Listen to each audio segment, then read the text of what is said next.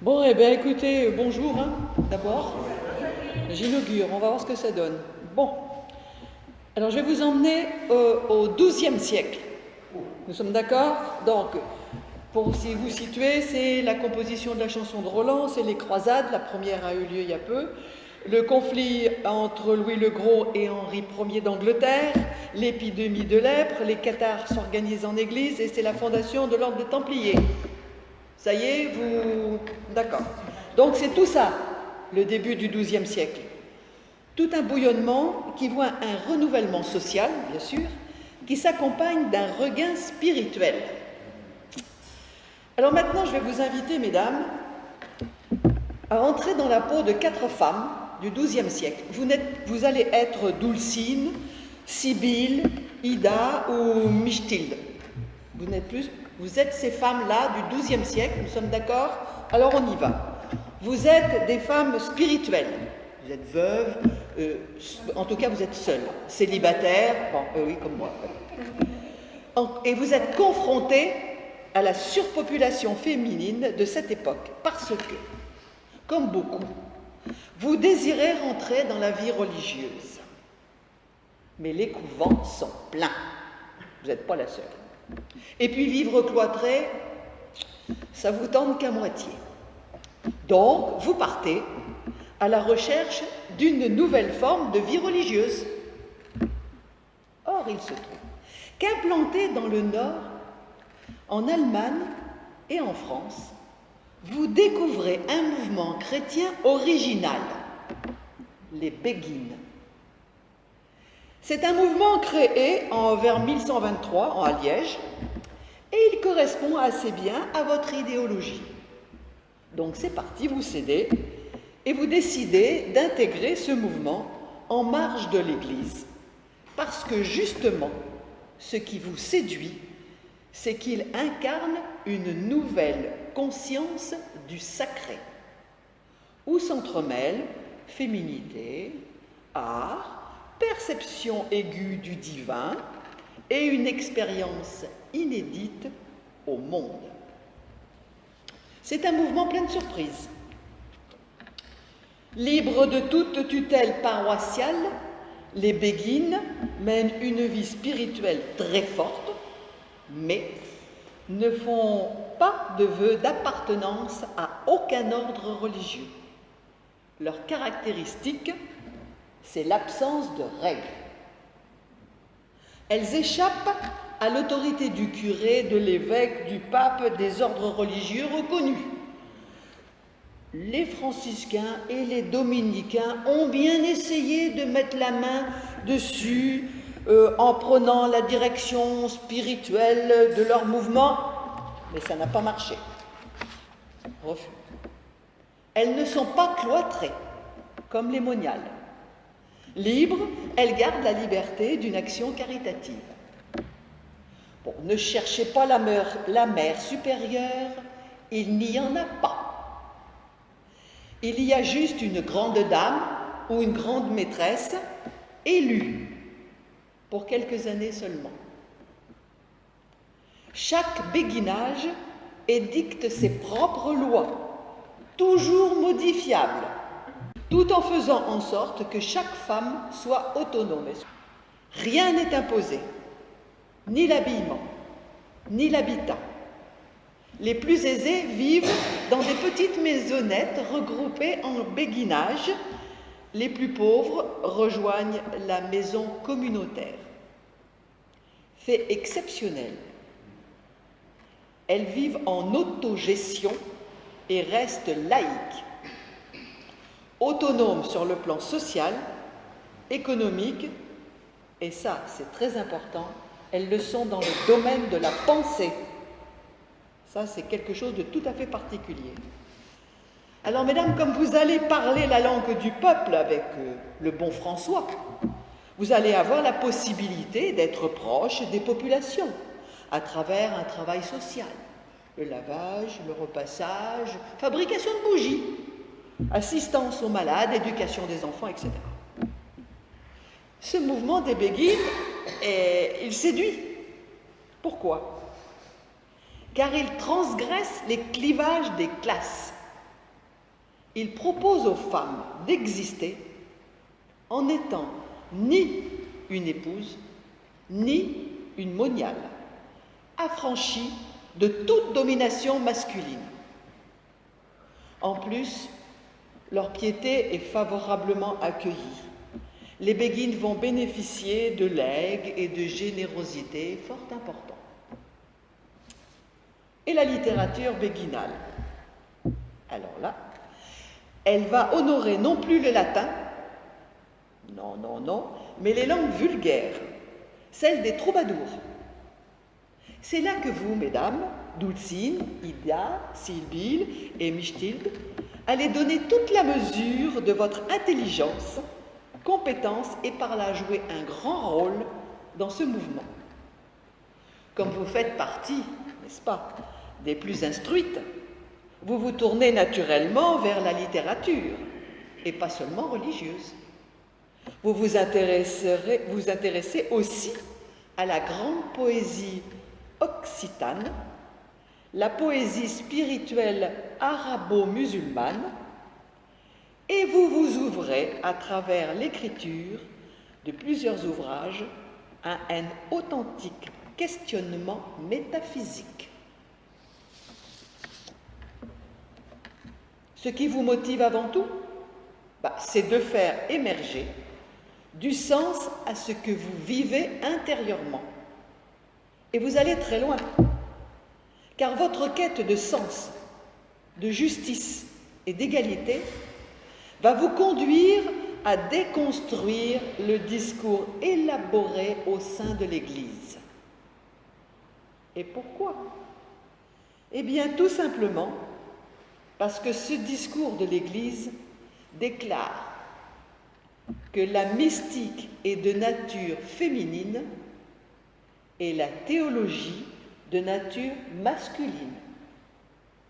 Vous voilà face à un enjeu de taille à relever, puisqu'il s'agit pour vous de réhabiliter un intellect féminin qui dépasse quand même le domaine de la sensiblerie, de l'affectivité accordée aux activités et aux humeurs du sexe faible.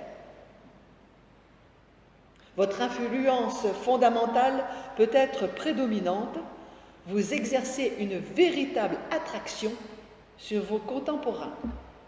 Il y aura même des rois qui souhaiteront être ensevelis à vos côtés. Vous êtes entrés dans ce mouvement marginal quand même, qui reflète les différents clivages qui existent, en particulier ceux qui caractérisent le christianisme du XIIe siècle et qui va durer jusqu'au XIVe siècle. Voyons un petit peu maintenant les grandes contradictions repérées dans vos divers ouvrages. Une théologie prônée et écrite par vos soins. 2 cas. 1. La mystique de l'amour, ou mystique nuptiale, qui décrit la rencontre amoureuse, parfois érotique, avec le Christ. Le Cantique des Cantiques, pas de problème. Certes, c'est déjà quelque chose qui existe dans la tradition cistercienne. Là, vous êtes en phase avec la tradition ecclésiale. Pas de problème, ce n'est pas là-dessus que vont aller les reproches. 2. La mystique de l'être ou de l'essence. C'est plus problématique, mais qui témoigne quand même d'un grand courage. Vous vous placez dans la pensée néo-platonicienne. Un grand mot pour vous dire que c'est de la sensibilité de l'âme et de la conscience. Vous vous tournez là vers les grands courants de la pensée et de la philosophie grecque, qui soutiennent que Dieu est supra-rationnel et ne peut être atteint que par l'extase. Ok ? Ainsi, certaines d'entre vous vont lier ces 2 dimensions d'expérience spirituelle pour faire un chemin pur, du pur et du nu. Et c'est par ces œuvres néoplatoniciennes, de l'un et du multiple, que vous allez devenir très suspecte, aux yeux de l'Église, bien sûr. Voyons, auriez-vous oublié, mesdames, qu'à votre époque, une femme peut être prophétesse, mais jamais, en aucun cas, elle ne peut être porteuse de connaissances, et encore moins enseignante. Auriez-vous oublié que la femme, la religieuse, n'a qu'un seul droit, rester confinée dans l'espace des affects sous tutelle masculine? Vous comprenez que face à vos positions, mesdames, déjà sérieusement ébranlées par les échecs des dernières croisades, le pouvoir de l'Église se sent terriblement menacé. La réponse aux béguines de l'Église ne va pas tarder, et elle sera lourde de conséquences.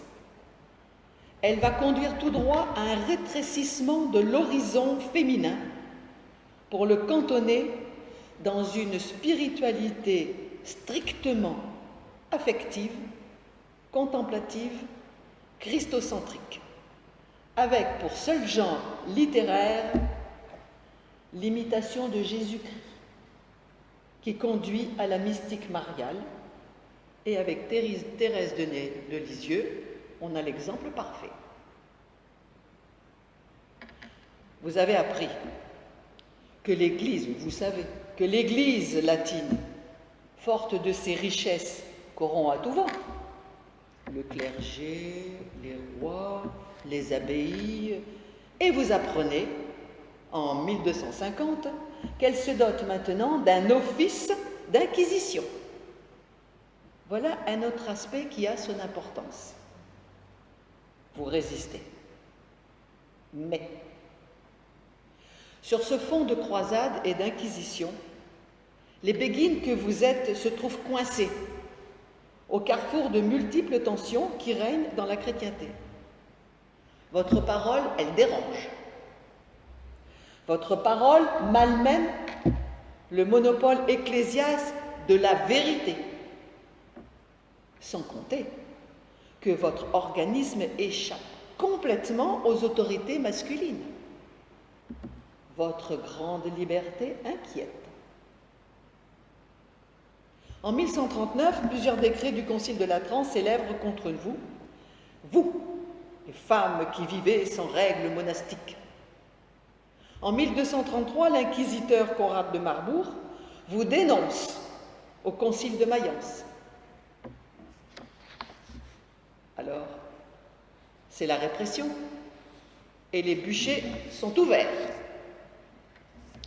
En 1311, le Concile de Vienne, dirigé par le pape Clément V, vous condamne pour hérésie et hypocrisie dans la piété. Je suis désolée, mais nombre de vous vont être brûlés avec vos livres. À partir du XIV-XVe siècle, le béguinage se transforme, bien sûr. Ils sont annexés d'office dans divers ordres monastiques, et quand ils refusent, ils disparaissent, on les a toutes brûlés.